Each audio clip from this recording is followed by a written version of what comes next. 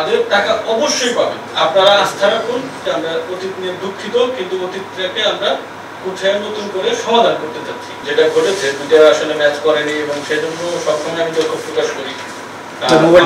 আমাদের জায়গা থেকে সচেতন ছিলাম, যেমন একটা আইডি থেকে একটা বাইক অর্ডার করা যেত।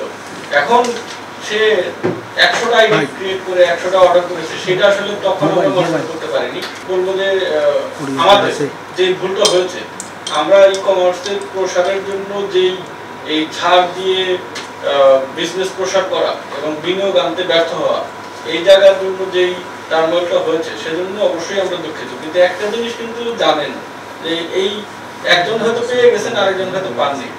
এই আলটিমেটলি বেনিফিশিয়ারি কিন্তু আমরা এই উদ্যোক্তারা ছিলাম না। হয়তো আপনি পাননি, আপনার ফ্রেন্ড হয়তো দুইটা পেয়ে গেছে। তো সামগ্রিকভাবে আসলে অতীত নিয়ে যদি বলেন, আমাদের এক কথায় বলতে হবে যে আমরা অতীত নিয়ে দুঃখিত, কিন্তু অতীতটাকে আমরা উঠে নতুন করে সমাধান করতে চাচ্ছি।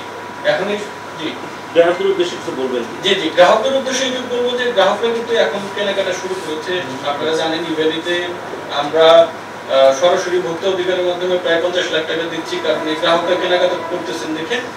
আপনারা আস্থা রাখুন, এই আমাদের জন্ম বা আমাদের কার্যক্রম সবকিছুর একটাই উদ্দেশ্য, আমরা দেশের ই কমার্সের সুষ্ঠু পরিবেশ স্যারের নেতৃত্বে বা স্যারদের নেতৃত্বে বাণিজ্য মন্ত্রণালয়ের নেতৃত্বে ইনশাআল্লাহ বজায় রাখবো।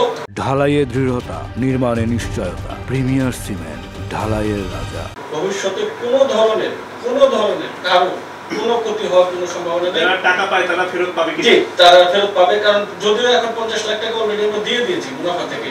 আর মুনাফার এই 50 লাখের বাহিরে আমাদের আসলে মুনাফা থেকে কিছু টাকা দেওয়া লাগে, সেগুলো ওই যে বিভিন্ন অসুস্থতা বা বিভিন্ন যাদের একটু জটিল অবস্থা তাদের আমরা দিয়েছি, সেই তথ্য আমরা মন্ত্রণালয়কে দিয়ে দিয়েছি। তো যারা টাকা পায় তাদের টাকা অবশ্যই পাবে, শুধু একটু সময় লাগতে পারে। এবং যেহেতু একটা অ্যাক্সিডেন্ট, মানে ধরেন আমার হাতটা ভেঙে গেছিল, এখন ওই হাত দিয়েই কাজ করতেছি, জোড়া লাগতে একটু সময় লাগতেছে, বাট জোড়া লাগবে আরো আগের মতোই, আগের চেয়ে বেশি শক্তিশালী হয়ে আমরা সকলের টাকা ফেরত দেব, একদম কনফিডেন্ট থাকতে পারেন।